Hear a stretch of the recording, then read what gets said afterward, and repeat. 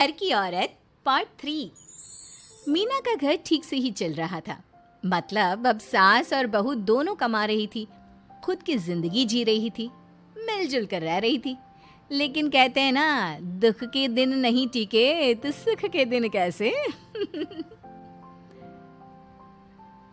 अरे मंगलू, कहाँ है? कितने दिनों से गांव नहीं आया माँ की खोज खबर लेने। तभी मीना आ जाती है। अरे दादी साहब, कैसे आना हुआ? बताया नहीं हम स्टेशन आ जाते। ये बोलते हुए मीना अपनी दादी सास के पैर छूने के लिए झुकती है कि दादी सास जोर की लात मारती है। बड़ी आई, कैसे आना हुआ? मेरे पति का मकान है ये। और तेरे बाप ने क्या दिया जो तू पूछ रही है, हैं? और ये क्या पहना है? न साड़ी न सर पर पल्लू, बात बात पर जबान खोलती है। दादी सास बोलना रोक ही नहीं रही थी। मीना को गुस्सा आने ही वाला होता है कि उसकी सास आ जाती है। क्या बात है मीना, कौन चिल्ला रहा है? मैं हूँ मंगलू की दुल्हन। बहुत चपर चपर कर रही है ये मीना बहू। इसकी जुबान पर लगाम लगवा ले। मम्मी जी, मेरी बहू है, घोड़ा थोड़ी ना है जो लगाम लगवा दूं। तभी वहां मंगलू यानी कि मीना का ससुर आ जाता है और मीना की सास को एक जोर का तमाचा लगा देता है। वाह, जुम्मा 2 दिन हुए नहीं कमाना शुरू किए, मेरी माँ के सामने होशियार बन रही है। मैंने बुलाया है माँ को, ये रहेंगी तो कम से कम इस घर की औरतें औकात में रहेगी। अरे जब से कमा रही है सर पर चढ़कर नाच रही है। चिंता ना कर मंगलू, मैं आ गई हूँ ना। दोनों को लाइन में लगा कर रखूंगी। दोनों बहू ने मेरे मंगलू की जिंदगी खराब कर रखी है। तभी वहां पोता यानी कि मीना का पति आ जाता है। पोता जो कि दादी का दीवाना था। दादी मुझे क्यों नहीं बताया कि आप आने वाले हैं? मैं गांव आ जाता कार लेकर आपको लेने। अरे तू तो जानता ही है, कार में बैठ नहीं पाती। पता नहीं, बहुत दिनों से लग रहा था कि तू और मंगलू परेशान है।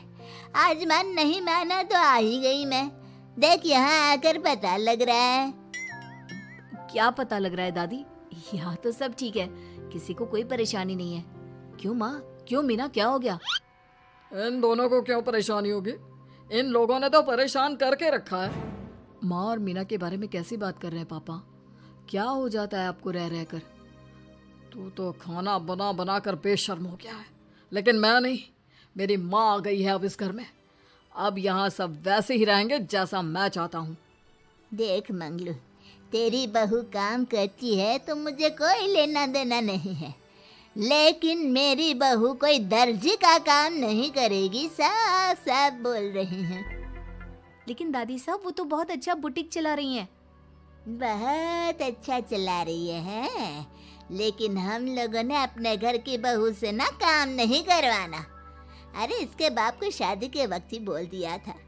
और इसके बाप जिन्होंने दहेज में एक साइकिल दी थी ना, कैसे हाथ जोड़कर कह रहा था, मेरी बेटी आपके घर आ गई, इससे सौभाग्य कुछ नहीं। अब देखो इसकी बेटी, बहू आ जाने के बाद सर पर चढ़ रही है मेरे मंगलू के। मीना जो कि सास की बुराई सुनकर परेशान हो जाती है। दादी सा छोटा मुंह बड़ी बात। लेकिन क्या पिताजी ने आपको बताया नहीं? सासू माँ ने अपने पैसे से ससुर जी के जन्मदिन में कार दी थी। ससुर जी इतने साल से स्कूटर से जाते थे, अब कार से जाते हैं। क्यों ससुर जी, बताया नहीं आपने? क्यों रे मंगलू, कार ले ली तूने? मुझे तो तू पैसे भी नहीं भेज रहा। 2 महीने से कैसे कैसे दिन काट रही थी और तू यहाँ कार से घूम रहा है। आप भी सासू माँ को अपने बैंक अकाउंट की डिटेल दे दीजिए दादी साहब, वो डाल दिया करेंगी पैसे आपके अकाउंट में। क्यों सासू माँ? मंगलू यानी कि मीना का ससुर, जिसने अपनी माँ को गांव से सिर्फ अपनी बीवी को लगाम लगाने के लिए बुलाया था, ये सब देखकर जोर से चिल्लाता है। मीना बहू, चलो दादी सास आई है, यह नहीं कि खाने पीने का इंतजाम करे। अरे माँ, तू भी किन लोगों की बात में आ रही है? चल मेरे साथ मेरे कमरे में चल। ससुर अपनी माँ को लेकर कमरे में चला जाता है और दोनों बैठकर वैसे ही पंचायत शुरू कर देते हैं जैसे कोई बहू अपनी माँ से सास की बुराई कर रही हो।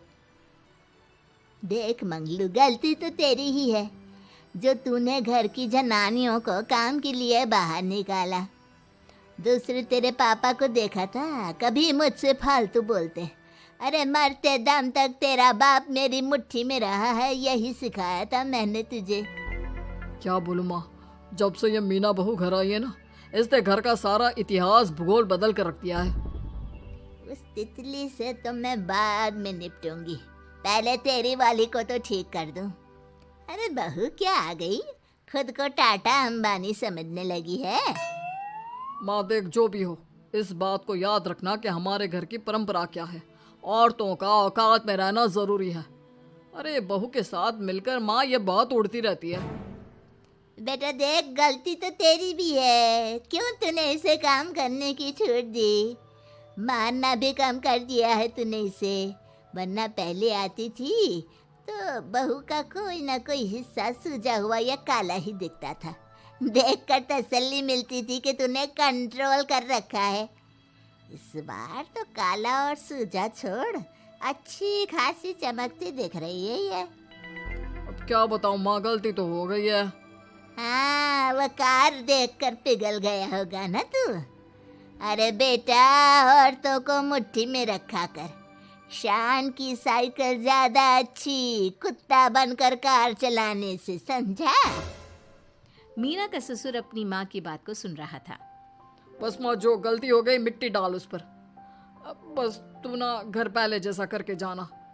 ये सब ना बहू का किया धरा है, समझी। मतलब बहू को ठीक करना है तो बहू की बहू को लगाम लगाना होगा, ठीक है। दोनों माँ बेटा बातें करके सो जाते हैं। सोने के बाद अगली सुबह मंगलू की बीवी यानी कि मीना की सास, माँ जी उठिए, ये लीजिए गर्म पानी और ये दादुन। चलिए तो याद रहा तुझे, वरना मैंने तो सोचा था कि बहू के चक्कर में पागल ही हो गई होगी बिल्कुल। अरे बहू के चक्कर में पागल होने का क्या मतलब होता है माँ जी। उसने मुझे मेरे पैरों पर खड़ा होना सिखाया है। मैं तो कहती हूँ उसके जैसी मेरी बेटी होती ना तो शायद मैं बहुत पहले जीवन का मतलब समझ चुकी होती। तो दादी सास को समझ में आ जाता है कि सारा मामला मीना पर जाकर ही ठीक होगा। वो सोच लेती है कि अपनी बहू को छोड़कर पहले मीना को सही करना है। फिर अगले रोज, अरे मेरे पोते के पास तो मेरे पास बैठने का वक्त भी नहीं है, हैं? अरे कैसी बात करती है दादी, तेरे लिए तो मैं नौकरी भी छोड़ दूं। नौकरी नहीं, तू ना बीवी छोड़ दे, खुश हो जाऊंगी मैं। नीरज हैरान हो जाता है कि उसने तो मजाक किया था। दादी ये क्या बोल रही है? कैसी बात कर रही हो दादी, मीना ने तो सारा घर संभाला हुआ है। पहले तो घर गिरा जा रहा था ना। तेरी मीना के आने के पहले ना घर में चूल्हा जल रहा था, ना कोई रोटी खा रहा था, क्यों?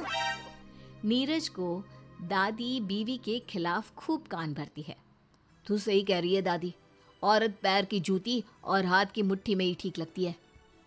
मीना ने ना सिर्फ घर का माहौल बिगाड़ा, माँ को भी पिताजी की इज्जत करनी छुड़वा दी। अब ठीक बोल रहे हो, घर को बिगाड़ने की मेन जिम्मेदार तो मीना ही है दादी। अभी उसे ठीक किए देता हूँ। तभी वहाँ पिता भी आ जाता है। देख बेटा, तो रोटी कम खाना मंजूर, लेकिन इन औरतों के आगे झुकना मंजूर नहीं। तेरी दादी ने घर की परंपरा बनाकर रखी, मजाल कि मेरा बाप मेरी माँ के सामने कुछ कह लेता। पर पापा एक बात पूछनी थी। रहने बेटा, तू ना कंफ्यूज है जीवन में, तू ना कंट्रोल कर पाएगा अपनी जनानी को। मंगलू, मेरी तो टिकट ही करा दे गाँव की। तुम लोगों के घर तो मर्दों की कोई इज्जत ही ना है, और ये मेरे घर की परंपरा ना है, मैं चली। अरे ना ना दादी, मैं तो बस देख अब मैं कैसे कंट्रोल करता हूँ इसे कल। फिर अगले रोज मीना ऑफिस के लिए तैयार हो रही थी कि देख मीना, आज मेरे दफ्तर से कुछ लोग खाने के लिए आ रहे हैं, तो शाम के खाने में, लेकिन आज तो मेरी मीटिंग है, फिर घर आने में मुझे देर हो जाएगी। तो मैं क्या करूं? बोला ना शाम को खाना बनाना है तो बनाना है, समझी। मीना को पति की बात अजीब लगती है, पर वो दादी सास के सामने कोई भी ड्रामा क्रिएट करना नहीं चाहती थी। ठीक है, मैं शाम को जल्दी आ जाऊंगी। अच्छा क्या खाना है प्लीज जल्दी से बता दीजिए। पर बेटा तू तो, बहू सास को चुप रहने का इशारा करती है, लेकिन पोते को तो लड़ना था। वो मीना पर जोर से चिल्लाता है, मीना देख, ज्यादा हीरोइन मत बन। आज ऑफिस जा रही है तो जा, लेकिन सुन, तुरंत रिजाइन देकर घर आ जाना। ना मुझे तेरी कमाई चाहिए, ना ही तेरी नसीहत। आज से घर में वही होगा जो मैं चाहूंगा, समझी? अरे कैसे लैंग्वेज बोल रहे हो? ये तुम्हारी बोली नहीं है। कौन सिखा रहा है तुम्हें? तभी दादी सास आ जाती है। क्या बोलना चाह रही है बहू? मैं मुन्ने के कान भर रही हूँ, हैं? हाँ, मुझे तो यही लग रहा है, वरना हम लोगों का घर अच्छे से चल रहा था। सभी मिलजुल कर एक दूसरे को इज्जत देकर रह रहे थे। लेकिन अब तभी मीना को उसका पति जोर से डांटता है। सास बेटी बहू की लड़ाई को बर्दाश्त नहीं कर पाती। देख नीरज, बहू को डांटना या फिर बहू के साथ गलत व्यवहार, ये सब मुझसे बर्दाश्त नहीं होगा। वाह रे वाह, सारी जिंदगी जो पति की डांट और मार खाती रही, अब बहू को थोड़ी सी डांट क्या पड़ी, गुस्सा आ गया। हाँ माँ, क्या हो गया? मैंने तो मीना को कहा कि देख नीरज, मेरी बहू को कुछ नहीं कहेगा तू। ये माँ ही होती है जो अपने बेटे को औरतों की इज्जत करना सिखाती है, लेकिन कोई औरत अपने बेटे से बहू को मारना या डांटना सिखाए तो ये शर्म की बात है। मैं नहीं चाहती कि तू औरतों की इज्जत ना करे, जबकि मैं खुद एक औरत हूँ। दादी सास बहू की बात सुनकर शर्म से सर नीचे कर लेती है। सच कहा सासू माँ, एक रानी ही अपने बेटे को राजकुमार की तरह पालती है, जो दूसरी औरतों का सम्मान करे। काश दादी सास भी पिताजी को अच्छे संस्कार दे पाती। मीना की बात सुनकर दादी सास उन लोगों से माफी मांगती है। मैं समझ गई बहू, औरतों की बेइज्जती करने को घर की परंपरा समझती थी, झूठी शान समझती थी। वो सब गलत है। औरतों की इज्जत से घर में माँ लक्ष्मी और सरस्वती का वास होता है। मुझे माफ कर दो।